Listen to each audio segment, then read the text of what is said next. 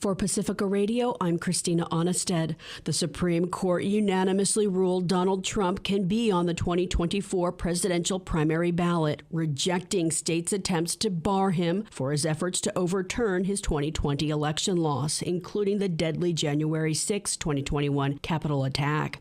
The ruling comes a day before the Super Tuesday primaries in 16 states and Samoa. The High Court ruled states cannot invoke a post-Civil War constitutional provision to keep presidential candidates from appearing on ballots. That power, the court ruled, resides with Congress. The decision ends efforts in Colorado, Illinois, Maine, and elsewhere to bar Trump from the ballot. A statement from Free Speech for People, which successfully filed litigation to bar Trump from Illinois' ballot, slammed the ruling as dangerous and said it, quote, encourages Trump and those who follow his example to engage in more insurrections and disregard more broadly the Constitution, unquote. It was the first time the High Court ruled on the provision in the 14th Amendment that was adopted after the Civil War to prevent former office holders who engaged in insurrection from holding office again. Some election observers say the ruling could leave the door open to a renewed fight. Should Trump win the presidential election, a Democratic-controlled Congress could try to reject certifying his win under the clause.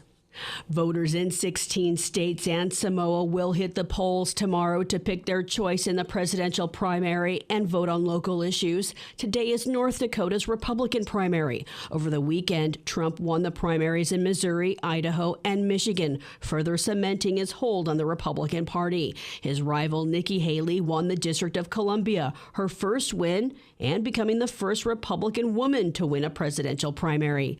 A former Trump Organization chief financial officer pled guilty today to lying to investigators in the New York civil fraud case against Trump for inflating the value of his assets. Allen Weisselberg surrendered to a Manhattan prosecutor's office this morning and entered state court in handcuffs before pleading guilty to 5 counts of perjury. He was sentenced to 5 months in jail.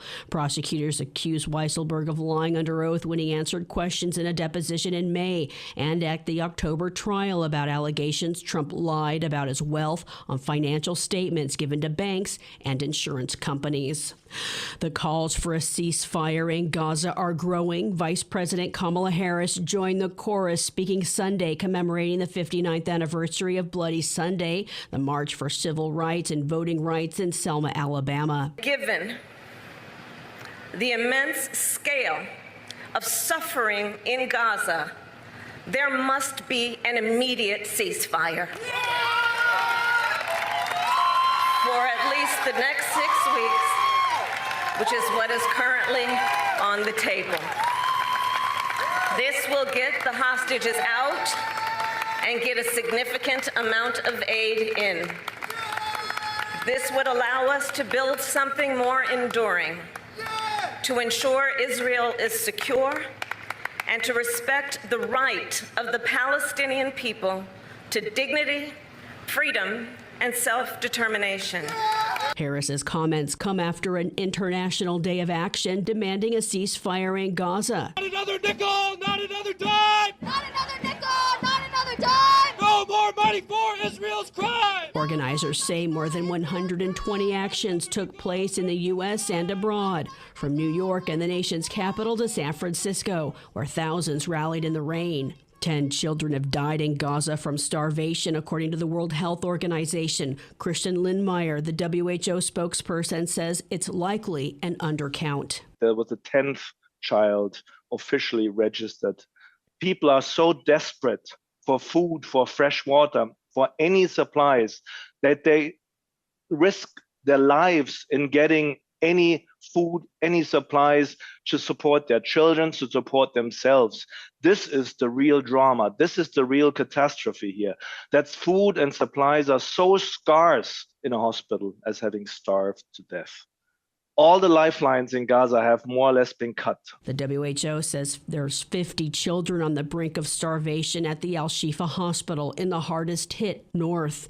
This comes as the U.S. dropped aid into Gaza, but was seen as insufficient. Some 38,000 meals were dropped.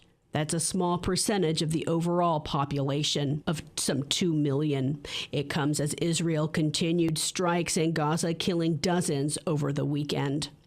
A top member of Israel's wartime cabinet, Benny Gantz, is meeting with U.S. officials in Washington while talks are underway in Egypt to broker a ceasefire in Gaza before the Muslim holy month of Ramadan begins next week, though Israel's not participating in the talks in Egypt after demanding a list of hostages who are alive, and Hamas refused. I'm Christina Onnested, reporting for Pacifica Radio.